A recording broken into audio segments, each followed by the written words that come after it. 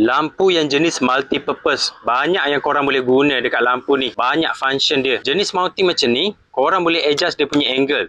Dan mounting dia ni jenis pakai magnet. Bila lekat dekat sini, dia boleh lekat dengan cantik. Dan korang boleh adjust dia punya angle ni. Bagi ngam-ngam bila korang nak buat kerja. Jenis magnetik macam ni mudah untuk korang tampal je dekat mana-mana. Asalkan permukaan besi, boleh je letak macam ni. Mudah untuk gantung dekat mana-mana. Dia punya magnet ni memang kuat. Korang boleh gantung je dekat mana-mana. Dan boleh juga korang nak guna untuk sangkut macam ni. Kalau tempatnya tak ada besi, tak boleh lekat dekat magnet, korang boleh sangkut je direct lampu ni. Banyak tempat yang korang boleh gantung macam ni. Jadi sangat-sangat fleksibel bila dia punya mounting ni ada banyak cara macam ni. Kalau untuk buat kerja, lampu ni memang sangat terang. Dia ada banyak mood warna. Yang ni yang paling malap. Dan yang ni yang paling terang. Dia ada banyak mood warna. Warna orange macam ni pun ada.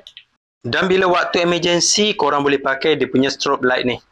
Warna merah. Klip macam ni ada. Statik macam ni pun boleh. Sebenarnya lampu ni boleh consider besar untuk lampu yang jenis guna dekat kerja. Saiz besar tapak tangan macam ni. Kalau korang kerja dekat atas silin, bawa lampu ni cerah oh. Dia punya LED ni jenis banyak macam ni. Dan dekat bahagian belakang, yang ni tempat untuk cas. Korang boleh pakai USB Type A dan Type C.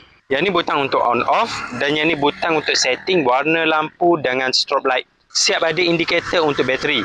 Jadi percentage bateri korang boleh check dekat sini. Lepas ni kalau korang nak buat kerja, korang pakai lampu ni mudah. Gantung je dekat mana-mana. Adjust dia punya angle. Siap, terus guna. Korang boleh check lampu ni dekat link video.